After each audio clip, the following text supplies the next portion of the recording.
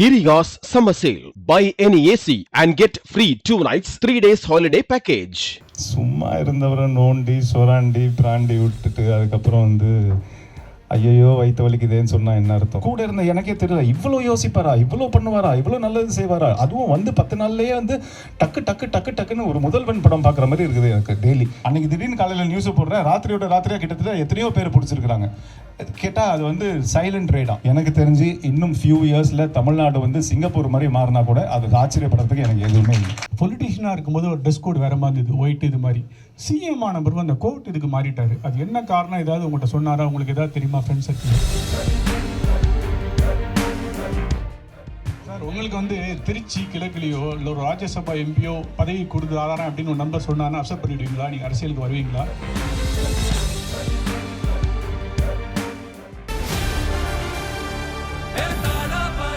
மக்களுக்கு நல்லது பண்றதுக்கு அரசியலுக்கு வாங்கடா, கொள்ளை அடிக்கிறது கொலை பண்றதுக்கு அரசியலுக்கு. அண்ணா எல்லாருக்கும் முதல்ல வணக்கம்.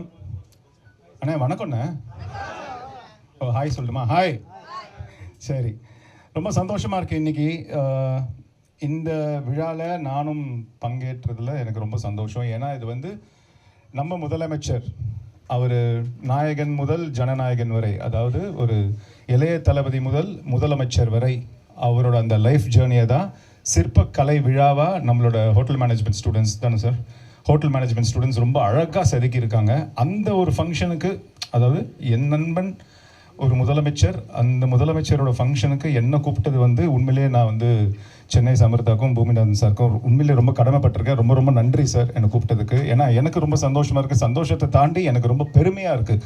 ஏன்னா அது ஏவியில் கொஞ்சம் தப்பாக சொல்லிட்டாங்க, 30 வருஷம் இல்லை 35 வருஷம் நட்பு இது. ஸோ இந்த 35 வருஷம் நாங்கள் எப்படி ஆரம்பிக்கும் போது என்னெல்லாம் பேசியிருக்கிறோம் அப்படிங்கிறது எங்களுக்கு தான் தெரியும். ஸோ அந்த லாயோலா காலேஜுக்குள்ளே அங்கே தான் எங்கள் நட்பு ஆரம்பிச்சுது. அந்த நட்பு ஆரம்பிக்கும் போது எவ்வளோ மனசில் இருக்கிற ஆசைகள்லாம் நம்ம பேசியிருக்கோம். ஆசைகள்லாம் பேசிட்டோம், ஆனால் அந்த ஆசைகள்லாம் நிறைவேறும். அந்த ஆசைகள் லிஸ்ட்டில் இது இல்லவே இல்லை.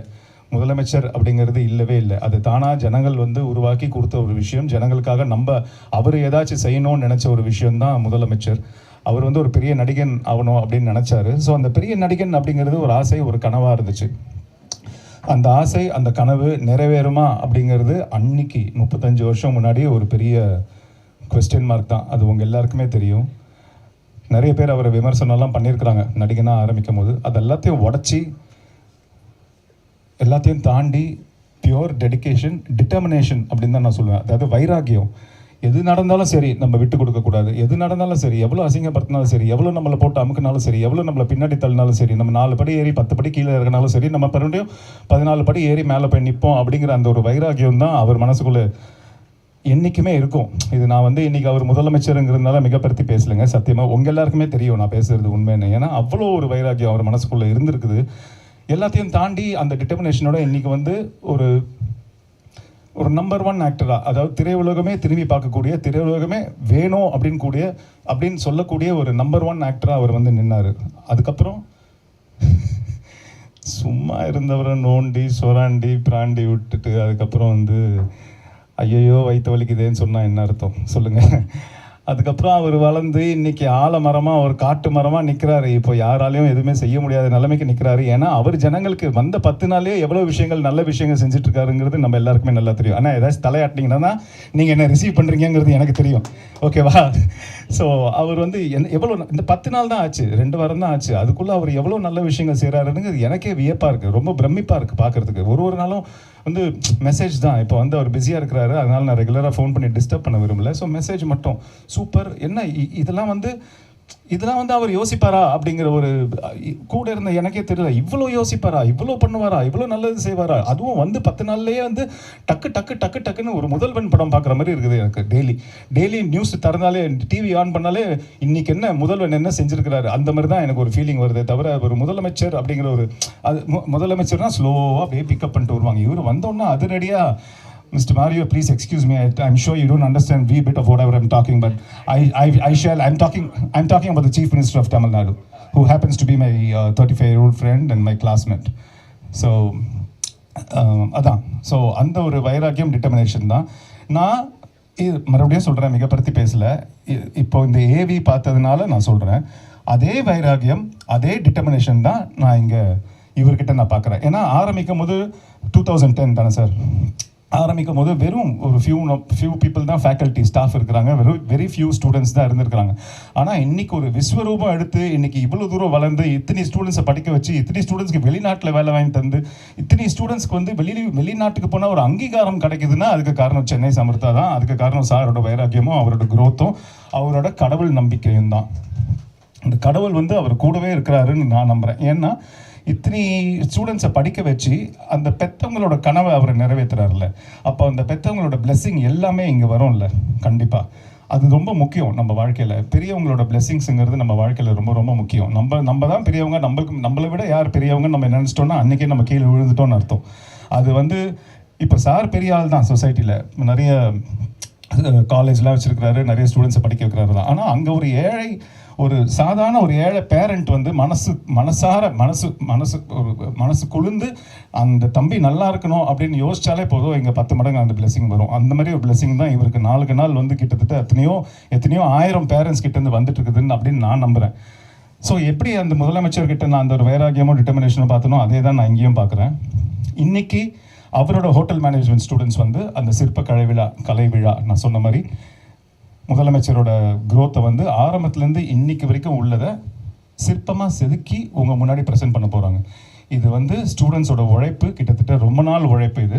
அதனால தயவு செய்து எல்லாரும் அதை அழகாக கேப்சர் பண்ணி அதை அழகாக ப்ரொமோட் பண்ணணும் அப்படின்னு நான் ரொம்ப தாழ்மையோடு கேட்டுக்கிறேன். ஏன்னா அது வந்து அந்த ஸ்டூடெண்ட்ஸோட உழைப்பு மட்டும் இல்லை, கம்ப்ளீட் இங்கே இருக்கிற சென்னை சமர்த்தாவில் இருக்கிற ஃபேக்கல்ட்டி, பூமிநாதன் சார் ஃபேக்கல்ட்டின்னு ஸ்டாஃப், இவங்க எல்லாரோட உழைப்பும் அதில் இருக்குது.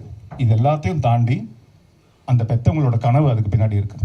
என் பசங்க அன்றைக்கி கஷ்டப்பட்டு ஒரு விஷயம் செஞ்சுருக்கிறாங்க. எப்போ ஃபோன் பண்ணாலும் சிற்பம், அது அந்த வேலையாக இருக்கிற அம்மா, அந்த வேலையாக இருக்கிற அப்பா, அந்த வேலையாக இருக்கிற தாத்தா, அந்த வேலையாக இருக்கிற பாட்டின்னு சொல்லியிருப்பாங்க. ஸோ இவன் என்ன தான் வேலை செஞ்சான் அப்படிங்கிறத வந்து அந்த பேரண்ட்ஸுக்கும் அந்த கிராண்ட் பேரண்ட்ஸுக்கும் அந்த அக்காங்களுக்கும் அந்த தம்பிங்களுக்கும் அந்த தங்கச்சிங்களுக்கும் கொண்டு போய் சேர்க்க வேண்டியது வந்து உங்களோட கடமை. உங்கள் வீட்டு பிள்ளைகளாக நினச்சி இது நல்லா ப்ரமோட் பண்ணி கொடுங்க. ரொம்ப ரிக்வெஸ்ட் பண்ணி கேட்டுக்கிறேன். மேடம் ஃபாஸ்ட்டாக பேசணுமா? நான் பேசும்போது யாரும் கை தட்டக்கூடாது. ரொம்ப சந்தோஷமாக இருக்கும்ல, பேசி முடிச்சிட்ட பிறமும் கை தட்டக்கூடாது. இன்னும் சந்தோஷமாக இருக்கும்ல, நான் பேசிகிட்டு இருக்கும் போதே கை தட்டணும். ஓகேவா? அப்போ தான் எதுவுமே புரியாது. ரெடியா? அடிக்கடி சொல்கிற விஷயந்தான், ஆனால் இது சென்னை சாம்பிரதாக்க கரெக்டாக சிங்க் ஆகும்னு நான் நம்புகிறேன். பேசலாமா? அண்ணே என்னண்ணே எங்கண்ணே வந்திருக்கோம்? நம்ம யாராச்சும் தவறிட்டாங்களா? நல்ல விஷயத்துக்கு தானே வந்திருக்கோம். சந்தோஷமாக இருக்குண்ணே, சந்தோஷமாக சொல்லுங்கள். ஆரம்பிக்கலாமா? தோற்றங்களை மாற்றி பல மாற்றங்களை கொண்டு நாளும் பக்கத்தில் நாட்களை தாண்டி கலைகளை தாண்டி எதிர்களை எதிர்கொண்டு பல எதிர்பார்ப்புகளோடு இருக்கும் நம்ம சென்னை சமர்த்தாக்க தோல்வியுமில்லை துயரமில்லை தோழனாக நின்று தோல் கொடுப்பீங்க நம்பிக்கையோடு விடைபெறுகிறேன். மீண்டும் உங்களை அடுத்த மேடையில் சந்திக்கும் வரை உங்களிடம் வந்து விடைபெறுவது சஞ்சீவ். ஏதாவது புரிஞ்சுதா? ஏதாவது கொஞ்சமாவது புரிஞ்சுதா? தோற்றங்களை மாற்றி பல மாற்றங்களை கொண்டு நாளும் பகிர்ந்து பல நாட்களை தாண்டி எதிரிகளை தாண்டி பல எதிர்பார்ப்புகளோடு இருக்கும் நம்ம சென்னை சமர்த்தாக்கு தோல்வியும் இல்லை துயரமும் இல்லை, தோழனாக நின்று தோல் கொடுப்பீங்கிற நம்பிக்கையோடு விடைபெறுகிறேன். மீண்டும் உங்களை அடுத்த மேடையில் சந்திக்கும் வரை உங்களிடமிருந்து விடைபெறுவது சஞ்சீவ் அப்படின்னு சொன்னேன். இப்போ சொல்ற புரியுதான்னு பாருங்க. தோற்றங்களை மாட்டி பல மாற்றங்களை கொண்டு நாளும் பக்கத்தில் பல நாட்களை தாண்டி கலைகளை தாண்டி எதிர்களை எதிர்கொண்டு பல எதிர்பார்ப்புகளோடு இருக்கும் நம்ம சென்னை சமரத்துக்கு தோல்வியும் இல்லை துயரமும் இல்லை, தோழனாக நின்று தோல் கொடுப்பீங்க நம்பிக்கையோடு விடைபெறுகிறேன். மீண்டும் உங்களை அடுத்த மேடையில் சந்திக்கும் வரை உங்களிடமிருந்து விடைபெறுவது சஞ்சீவ். ஓகேவா?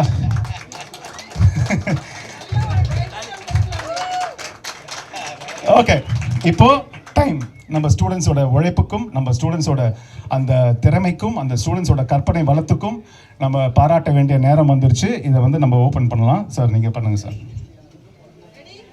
அண்ணா நீங்கள் ரெடியா? அண்ணா நான் மறைக்கிறேன்னா? மறைக்கிறேன், இவருக்கு மறைக்கிறேன்.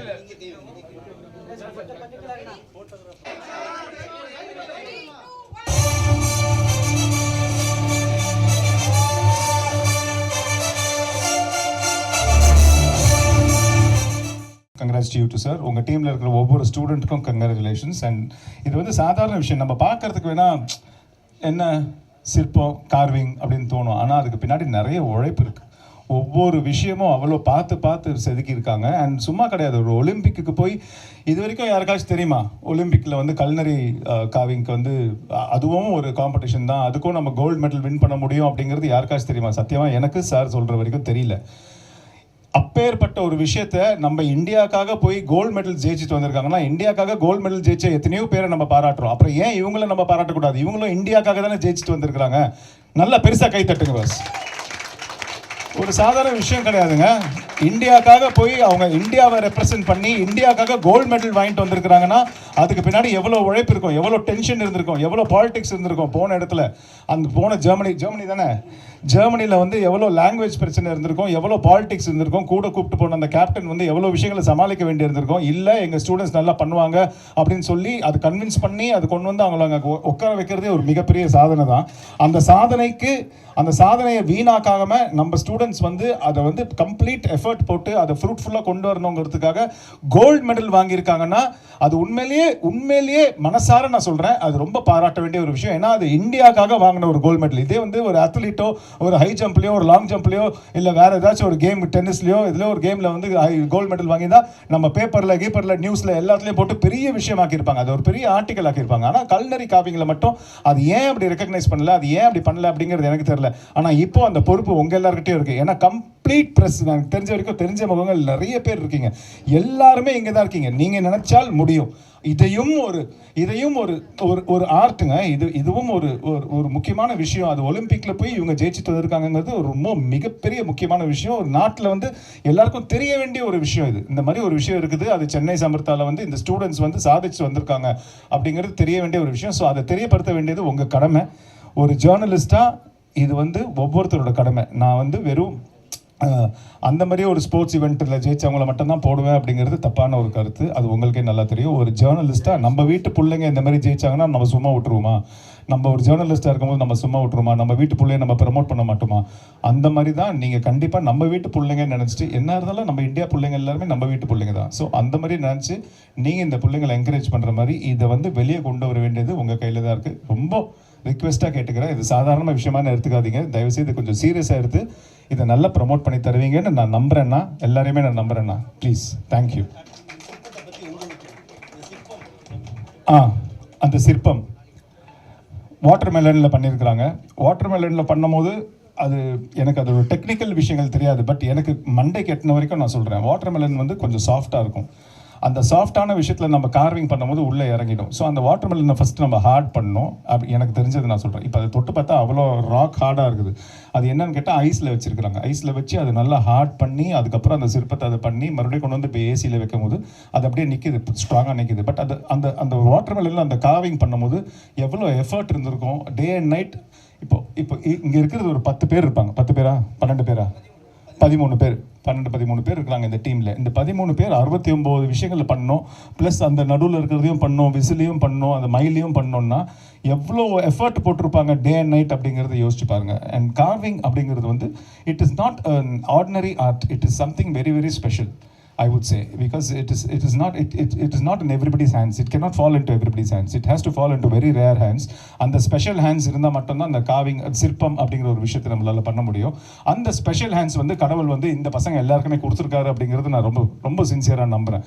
ஏன்னா இந்த பசங்க வந்து இந்த காவிங் ஒவ்வொன்றும் பண்ணும்போது 69 படங்கள் பண்ணியிருக்கிறாங்க. அந்த ஒவ்வொரு விஷயம் 68 அந்த ஒவ்வொரு விஷயமும் பண்ணும்போது அவ்வளோ எஃபர்ட் போட்டிருப்பாங்க. டே அண்ட் நைட் பண்ணியிருப்பாங்க. பேரண்ட்ஸோட கான்டாக்ட் பண்ணியிருக்க மாட்டாங்க, சாப்பிட்ருக்க மாட்டாங்க, தூங்கியிருக்க மாட்டாங்க. ஸோ இது எல்லாமே நம்ம மைண்டில் வச்சுக்கணும். அது வந்து சும்மா ஒரு சிற்பம், அது ஒரு கார்விங் அப்படின்னு பார்த்துட்டு விட்டுறத விட இதுக்கு பின்னாடி எவ்வளோ உழைப்பு இருக்குது அப்படிங்கிறது கொஞ்சம் நுணுக்கமாக யோசிச்சோம்னா நம்மளுக்கு தெரியும் அந்த பசங்க எவ்வளோ கஷ்டப்பட்டுருப்பாங்க. அந்த great effort guys, fantastic job. ஏன்னா அவ்வளோ கஷ்டம் அது. அண்ட் சும்மா சாதாரணமாக ஒரு கார்விங்லேயும் வந்து அந்த படத்தோட பேரை மட்டும் அவங்க போடல. அந்த படத்தில் முதலமைச்சர் என்ன கெட்டப்பில் இருப்பாரோ அந்த கெட்டப்பை தான் அவங்க கார்விங்காக பண்ணியிருக்கிறாங்க. அது இன்னும் கஷ்டமான ஒரு விஷயம். ஏன்னா ஒவ்வொரு படத்துலையும் அவர் வேறு கெட்டப்பில் இருந்திருக்காரு. ஸோ அந்த கெட்டப்பை வந்து ரீக்ரியேட் பண்ணுறதுங்கிறது that is also a very beautiful thing to do and a very difficult task to do. அதை அந்த ஸ்டூடெண்ட்ஸ் பண்ணியிருக்கிறாங்க.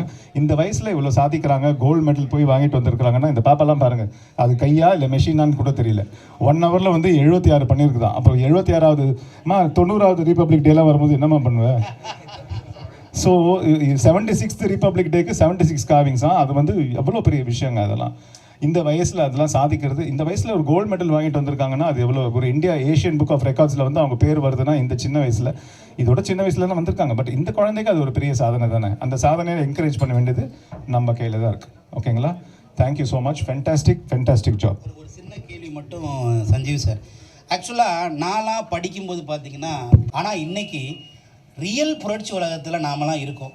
ஒரு மௌன புரட்சி, அதாவது என்னென்னு கேட்டிங்கனாக்க, லஞ்சம் இல்லாத, நினச்சே பார்க்க முடியாத, ரொம்ப டிரான்ஸ்பரண்டான ஒரு நிர்வாகத்தில் நம்ம இருக்கோம் அப்படின்னு நினைக்கும் போதே என்னமோ புல்லரிக்குது. அது பார்க்கும்போதே என்னென்னு பார்த்தா, நீங்கள் சொன்ன மாதிரி முதல்வன் 2.0 சொன்னீங்க, நான் சர்க்கார் 2.0 அப்படிங்கிற மாதிரியே ஒரு ஃபீல் இருக்குது. இந்த மூமெண்ட் இப்போ எப்படி மாறி இருக்கு அப்படின்னு கேட்டிங்கன்னா, இந்தியா பூராமே இதை எதிர்பார்க்குறாங்க. இந்த நிர்வாகத்தை இந்தியா பூராம் இருக்கக்கூடிய ஒவ்வொருத்தரும் இது மாதிரி இருந்தால் நல்லா இருக்குமேன்றாங்க. இந்த மொமெண்ட்டை பற்றி உங்கள் ஒப்பீனியன்? இந்தியாவில் இருக்கிற ஒவ்வொருத்தரும் இதை என்ன ஆரம்பிச்சிட்டாங்க, இதை பற்றி உங்களுடைய சில சிந்தனை. சார், சிற்பம் திறக்கலாம் வாங்கன்னு சொல்லிட்டு என்ன மாட்டி விடுறீங்களா சார்? மாட்டியே விடலை சார், பயங்கரமான ஆளுங்க சார், இவங்க டேஞ்சரஸ் சார். எனக்கு பயமாக இருக்குது, ஒவ்வொரு வார்த்தை பேசுகிறதுக்கும் பயமாக இருக்கு. ஆனால் நான் வந்து நண்பனாக பேசலை, இப்போ வந்து தமிழ்நாடு பிரஜையாக பேசுகிறேன். அதான் நான் சொன்ன மாதிரி ஒவ்வொரு நாளும் நியூஸ் ஆன் பண்ணும்போது எனக்கு ஒரு ஒரு ஒரு ஒரு ஃபாஸ்ட் மூவிங் ஒரு கிராண்ட் ப்ரீ ரேஸ் பார்க்குற மாதிரி தான் இருக்குது. என்ன நடக்கும், என்ன நடக்க போகுது அடுத்தது, ராத்திரியோட ராத்திரியாக என்ன நடந்துச்சு. அன்றைக்கி திடீர்னு காலையில் நியூஸை போடுறேன், ராத்திரியோட ராத்திரியாக கிட்டத்தட்ட எத்தனையோ பேர் பிடிச்சிருக்கிறாங்க. கேட்டால் அது வந்து சைலண்ட் ரெய்டாக, அது வந்து யாருக்கிட்டுமே அனௌன்ஸ் பண்ணால் அவங்க எல்லாருமே ஷார்ப் ஆகிடுவாங்க அப்படிங்கிறதுக்காக எதுவுமே சொல்லாமல் கொள்ளாமல் திடீர்னு நைட்டில் வந்து ஒரு ரைடு. ஸோ இந்த மாதிரி ஒரு விஷயங்கள் தான் சார் சொன்ன மாதிரி த்ரூ அவுட் இந்தியா வந்து எல்லா சீஃப் மினிஸ்டரும் இப்படி இருந்தால் நல்லா இருக்குமே அப்படிங்கிறது வந்து எல்லாருமே எதிர்பார்க்குற ஒரு விஷயம். சுருக்கமாக சொல்லணும்னா, ஒரு எப்படி சினிமாவில் ஒரு ட்ரெண்ட் செட்டராக இருந்தாரோ, எத்தனையோ பேரியரை உடச்சி, எத்தனையோ தடைகளை உடச்சிட்டு தான் அவர் அந்த லெவலுக்கு வந்தார். உங்களுக்கு தெரியும், உங்கள் எல்லாருக்குமே ஒவ்வொருத்தருக்கும் தெரியும் நான் என்ன சொல்ல வரேன்னு. நான் பேர் சொல்ல விரும்பலை.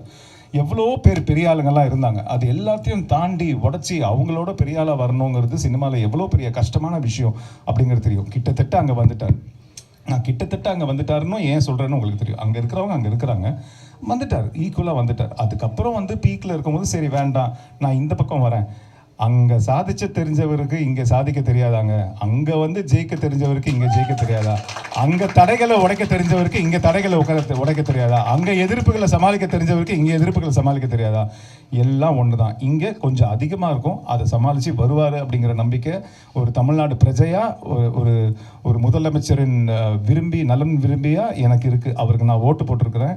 ஸோ நான் அதை அவர்கிட்ட இருந்து எதிர்பார்க்குறேன். அந்த எதிர்பார்ப்பை நான் மட்டும் எதிர்பார்க்கல, தமிழ்நாட்டில் இருக்கிற ஒவ்வொருத்தவங்களும் எதிர்பார்க்குறாங்க. ஸோ நிச்சயமாக அந்த எதிர்பார்ப்புக்கு எந்த விதத்துலேயும் அவங்களுக்கு ஏமாற்றத்தை கொடுக்காம முழுசாக இன்னும் 100%, 200% அவங்களை திருப்திப்படுத்துகிற மாதிரி தான் ஒரு ஆட்சி நடத்துவார் அப்படிங்கிறது நான் இந்த நிமிஷம் வரைக்கும் நம்பிட்டு இருக்கிறேன். இனிமேலும் அதான் நான் நம்புகிறேன். அது நம்ம நம்பிக்கையை வீண் போகாமல் அதை நிறைவேற்ற வேண்டியது அவரோட கடமை. நிறைவேற்றி காட்டுவார் உங்களுக்கு. நீங்களும் அதை பார்க்க தான் போகிறீங்க, நீங்களும் சந்தோஷப்பட தான் போகிறீங்க, உங்கள் குழந்தைங்க சந்தோஷப்பட தான் போகிறாங்க, எல்லாருமே சந்தோஷப்படுவோம். அந்த மாதிரி ஒரு ஆட்சி தான் இதுக்கு மேலே தமிழ்நாட்டில் வரும். சுருக்கமாக சொல்லணும்னா, எனக்கு தெரிஞ்சு இது யாருமே என்கிட்ட சொல்லலைங்க, இது மறுபடியும் உங்ககிட்ட சொல்கிறேன், இது என்னோட ஒப்பீனியன். எனக்கு தெரிஞ்சு இன்னும் ஃபியூ இயர்ஸில் தமிழ்நாடு வந்து சிங்கப்பூர் மாதிரி மாறினா கூட அது ஆச்சரியப்படுறதுக்கு எனக்கு எதுவுமே இல்லை. அந்த அளவுக்கு நான் சொல்கிறது, அந்த அளவுக்கு மெடிக்கல் ஃபெசிலிட்டி. ஏன்னா சிங்கப்பூர் சிட்டிசனுக்கு வந்து உள்ள மெடிக்கல் ஃபெசிலிட்டிலாம் பிரமிச்சு போயிடுவோம் நம்ம போய் பார்த்தோம்னா. Education, medical facility and security, இது மூணுமே வந்து சிங்கப்பூரில் வந்து தைரியமாக இருக்கலாம். ஏன் சொல்கிறாங்க சிங்கப்பூர், மலேசியா, சிங்கப்பூர்லாம் போனால் தைரியமாக வெளியில் நடந்து போகலான்னு. ரொம்ப அது வந்து என்னென்னா அந்தளவுக்கு அங்கே வந்து சேஃப்டி இருக்குது. இம்மீடியட் ஒரு ஆக்ஷன் எடுப்பாங்க. ஸோ எனக்கு தெரிஞ்சு அந்த மாதிரி ஒரு நல்ல ஒரு சந்தோஷமான ஒரு தமிழ்நாட்டை என்னோட தொலைநோக்கு பார்வையில் நான் பார்க்குறேன். அது கூடிய சீக்கிரம் நடந்துரும்னு நான் நம்புகிறேன். ரொம்ப ரொம்ப நன்றி சார். அண்ணே என்னமோ கேட்குறீங்கண்ணே, எனக்கு பயமாக இருக்குண்ணே. சாரை கேட்குறீங்களா? ஓகே. இல்லை, இதுதான் ப்ரெஸ் மீட், இதோட முடியுது. ஒரு விஷயம், அதாவது ப்ரெஸ் மீட்டுங்கிறதே தெரியாமல் நீங்கள் ஒரு கேள்வி கேட்குறீங்க, இதுதான் ப்ரெஸ் மீட்டு. ரைட், ஓகே, நல்ல விஷயம். ஆக்சுவலாக ஒரே ஒரு கேள்வி மட்டும் என்னன்னு கேட்டால், நம்மளுடைய டிவிகேயோடைய தேர்தல் வாக்குறுதியில் முதல்வர் விஜயோடைய தேர்தல் வாக்குறுதி நிறைய, அதில் முக்கியமானது சார், ஒரு நிமிஷம் ரொம்ப முக்கியமான பாயிண்ட்டை சொல்கிறேன்.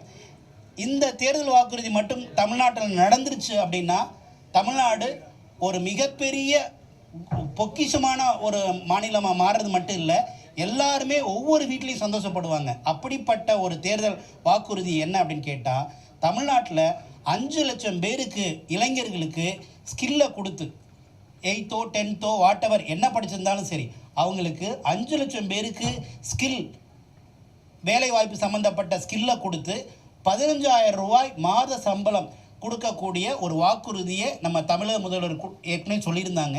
கண்டிப்பாக இது நடந்து முடியும் போது தமிழ்நாடு நீங்கள் சொன்ன மாதிரி சிங்கப்பூர் இல்லை, சிங்கப்பூருக்கே தமிழ்நாடு தான் முன்னுதாரணம் அப்படிங்கிற மாதிரியான ஒரு விஷயத்தை நோக்கி நடக்கும்.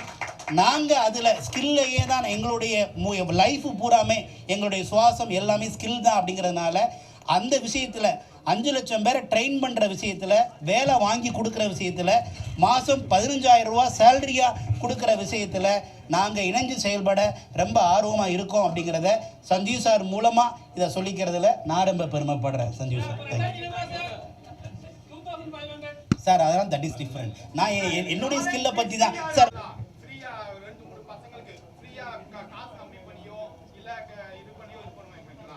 சார் நான் 100 பேருக்கு வருஷம் என்ன பண்ணுறேன்னா ஃப்ரீயாக எஜுகேஷன் கொடுத்துட்ருக்கேன்.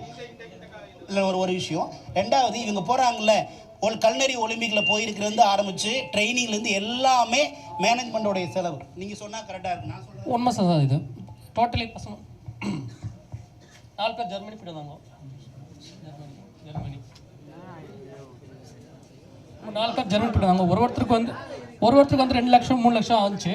பட் எல்லா செலவும் சார்த்தை எடுத்துக்கினாரு. நம்ம போய் சொல்லலாம், எதிர்க்க பசங்க இருக்கிறாங்க, பசங்கள்ட்ட நீங்கள் கேட்கலாம். போயிட்டு வர செலவு வந்து எல்லாம் சேர்த்து 3 லட்சம் ஒரு ஸ்டூடெண்ட்டுக்கு. டோட்டல் இங்கே வந்து 11 lakhs கொடுத்தாங்க.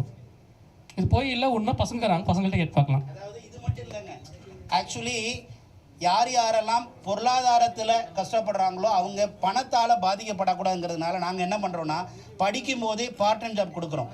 அதில் மாதம் 35,000 வரைக்கும் ஏர்ன் பண்ணுறாங்க. இந்த வாய்ப்பு வேறு யாருக்குமே கிடைக்காது. நாங்களும் சொல்கிறது இல்லை, இதெல்லாம் ஒரு ப்ரெஸ் மீட் வச்சு சொல்கிறது இல்லை. நீங்கள் சொன்னீங்க இதில் யாருக்காவது ஃப்ரீயாக கோர்ஸ் கொடுப்பீங்க.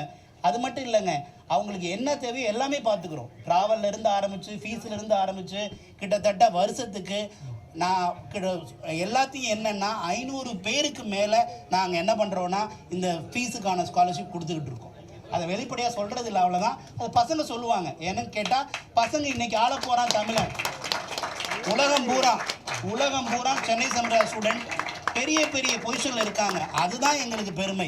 அப்படி வரும்போது அதை மட்டும்தான் நம்ம ப்ரொமோட் பண்ணுறோம். தேங்க்யூ. சஞ்சீவ் சார், பொலிட்டீஷியனாக இருக்கும்போது ஒரு ட்ரெஸ் கோட் வேறு மாதிரி இருந்தது, ஒயிட் இது மாதிரி. சிஎம் ஆன பிறகு அந்த கோட் இதுக்கு மாறிட்டாரு. அது என்ன காரணம்? ஏதாவது உங்கள்கிட்ட சொன்னாரா? உங்களுக்கு ஏதாவது தெரியுமா ஃப்ரெண்ட் சர்க்கிளில்? அப்படிலாம் ஒரு காரணமும் இல்லை சார். அவர் வந்து ஒரு ட்ரெண்ட் செட்டர், அவ்வளோதான். இது வரைக்கும் தமிழ்நாட்டில் ஏதாச்சும் ஒரு சிஎம் அந்த மாதிரி வந்திருக்காங்களா? அவர் வராரு, அவ்வளோதாங்க. சஞ்சீவ் சார், இப்போ உங்கள் ஃப்ரெண்டு ஸ்ரீநாத் வந்து பார்த்தீங்கன்னா எலெக்ஷனில் நின்று ஜெயிச்சு எம்எல்ஏ ஆகி இப்போ மினிஸ்டரும் ஆகிட்டாரு. உங்களுக்கு அந்த வருத்தம் இருக்கா? நம்ம நிற்காமல் போயிட்டோமே, நம்ம மினிஸ்டர் ஆகாமல் போயிட்டோம்னு வருத்தம் இருக்கா? இல்லை சார், நான் அது கேட்கவும் இல்லை. நான் அந்த சைடு நான் போகவும் இல்லை. நம்ம வேலையை நம்ம பார்ப்போம், அவர் வேலையை அவர் பார்க்குறாரு. ஸ்ரீநாத்துக்கு அதில் இருந்து இன்ட்ரெஸ்ட் இருக்குது. அண்ட் ப்ளஸ் அவர் தூத்துக்குடியில் தான் பிறந்தார் வளர்ந்தார். ஸோ தூத்துக்குடி மண்ணின் மைந்தன் அவர். ஸோ அவர் வந்து அந்த இன்ட்ரெஸ்ட்டில் அவர் ஆக்சுவலாக ஸ்ரீநாத்தே ஆரம்பத்தில் வந்து வேற ஒருத்தங்களுக்காக தான் கேட்டார். ஆனால் அதுக்கப்புறம் அது அவருக்கு வந்துச்சு. ஸோ அவர் வந்த வாய்ப்பை அவருக்கும் இன்ட்ரெஸ்ட் இருக்குங்கிறதுனால அவர் கண்டினியூ பண்ணார். இன்றைக்கி பை காட்ஸ் கிரேஸ் வந்து மினிஸ்டராக இருக்கிறார். நீங்கள் விஜய் சார்கிட்ட கேட்டிருக்கீங்களா? இல்லை இதை பற்றி எலெக்ஷனில் நிற்கிறத பற்றி பேசியிருக்கீங்களா? இல்லை அவர் ஏதாச்சும் உங்கள்கிட்ட ஃப்ரெண்டாக கேட்டிருக்காரு? இல்லை சார், ரெண்டுமே இல்லை சார். உங்களுக்கு வந்து திருச்சி கிழக்குலையோ இல்லை ஒரு ராஜ்யசபா எம்பியோ பதவி கொடுத்து ஆதாரம் அப்படின்னு ஒரு நம்பர் சொன்னான்னு அக்செப்ட் பண்ணிவிடுவீங்களா? நீங்கள் அரசியலுக்கு வருவீங்களா? இல்லை நீங்கள் வேறு யாராவது சிபாரிசு பண்ணுவீங்களா?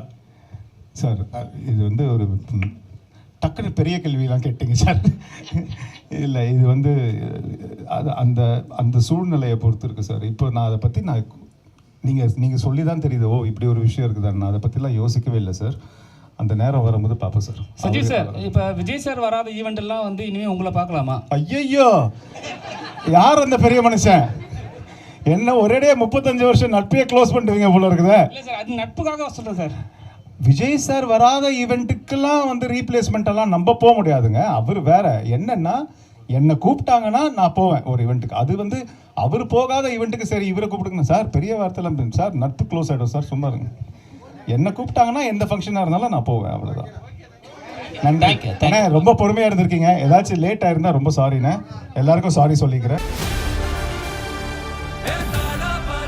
மக்களுக்கு நல்ல நல்லது பண்றதுக்கு அரசியலுக்கு வாங்கடா கொள்ளை அடிக்கிறது கொலை பண்றதுக்கு கூட அரசியலுக்கு Girigas Summer Sale. Buy any AC and get free 2 nights 3 days holiday package.